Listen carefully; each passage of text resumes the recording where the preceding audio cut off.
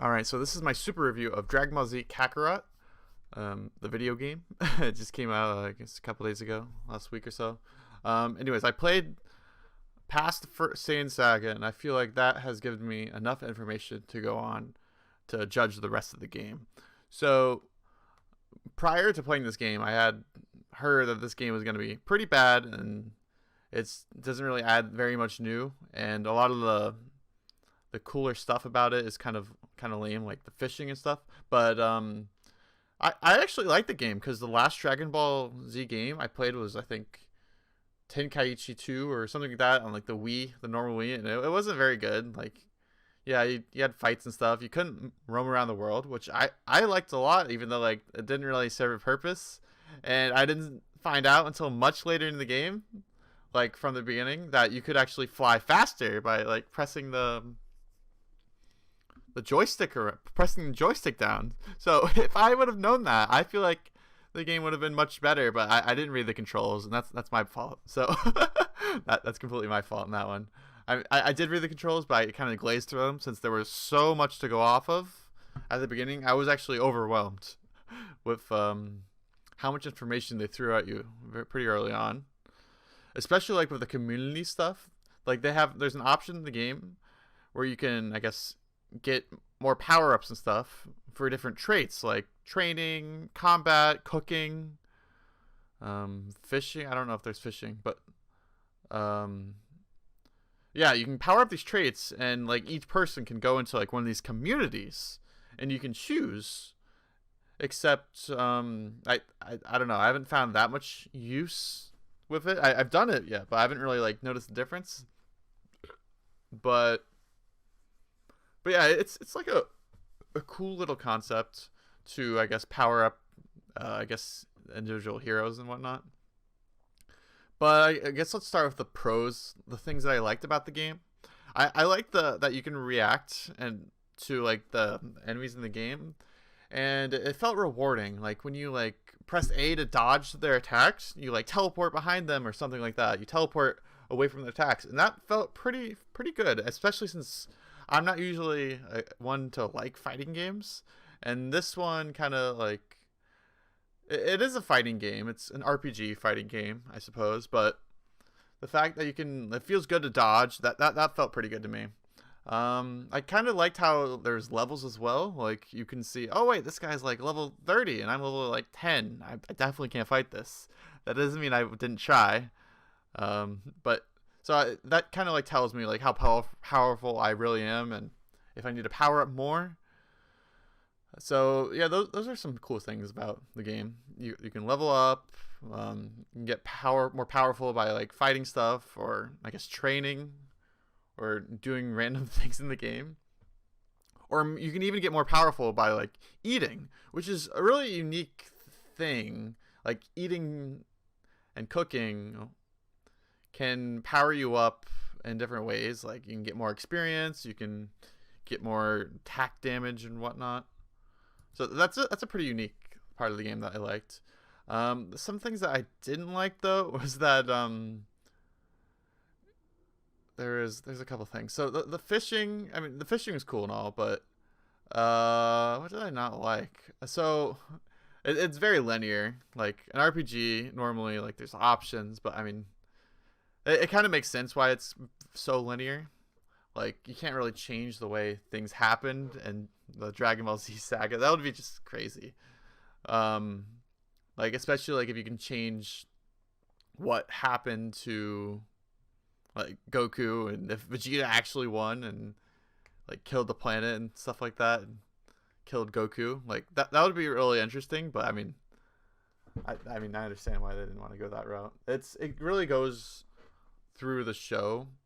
Like I haven't seen the show in like 10 years or so, so it's been a while. I mean, I've seen like a lot of clips of it since then, but it does feel like it goes pretty well through the show. It doesn't have like all the filler moment. It does have like the filler moments, some of the filler moments. Like there's like there's a car racing part yet. I haven't done that yet because I think you have to do that later near the Cell Saga.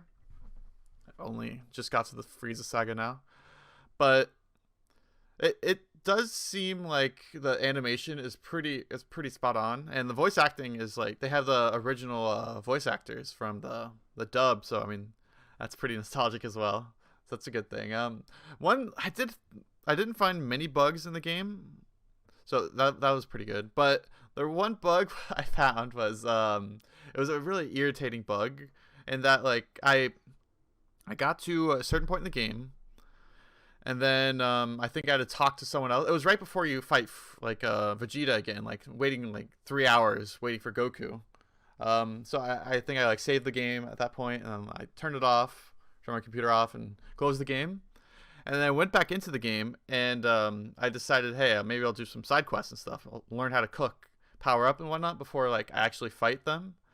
And that was a mistake, because once I left the area, like where the Krillin and Piccolo and Nappa and Vegeta were, I figured out that you couldn't really I couldn't really get back there, because on the map it didn't show where my quest location was. So I had to fly around this map, and I was literally doing this like for 30 minutes to an hour, just flying around trying to figure out where, like, Krillin, because I had to talk to Krillin and Piccolo. I had to figure out where they were so I can continue on with this quest line. And this map was pretty big. Like, there's a bunch of like dinosaurs everywhere, and there's actually these like really strong like boss monsters that were like level 34, and like I was like level 12 or something, and I couldn't fight them. Like, so I had to really like dodge, like get away from them, not go there near them at all, or else I would die, and I would have to like load the game from a previous save state, which would be kind of annoying. So, and I don't think you can fight those things until like much later on, maybe when you go back to Earth, like after the Frieza saga, since seems like a pretty high level like increase.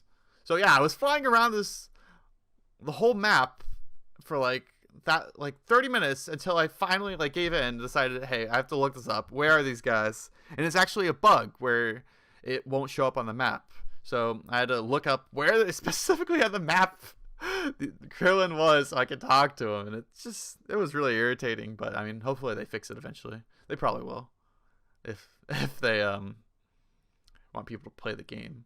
But yeah, so I mean, overall I think it was pretty good like experience, like Dragon Ball experience. It's probably doesn't really add that much new to like the genre. I mean, it does add these robots that you can fight. It doesn't really tell about the backstory of them.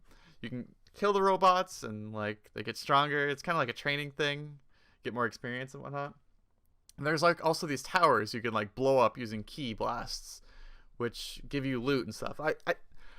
One thing about the loot system in this game, it's kind of annoying because they give so much loot. I'm not even sure what to do with it all. Like, they give aprons and just sounds like useless things. Maybe you sell them for money. I mean, I haven't really tried selling things yet. I have tried to buy like rice and stuff to make like rice dishes. So I have done that. But I mean, I've made the dishes so I can like get stronger and stuff, like giving me temporary boosts and like some permanent boosts as well.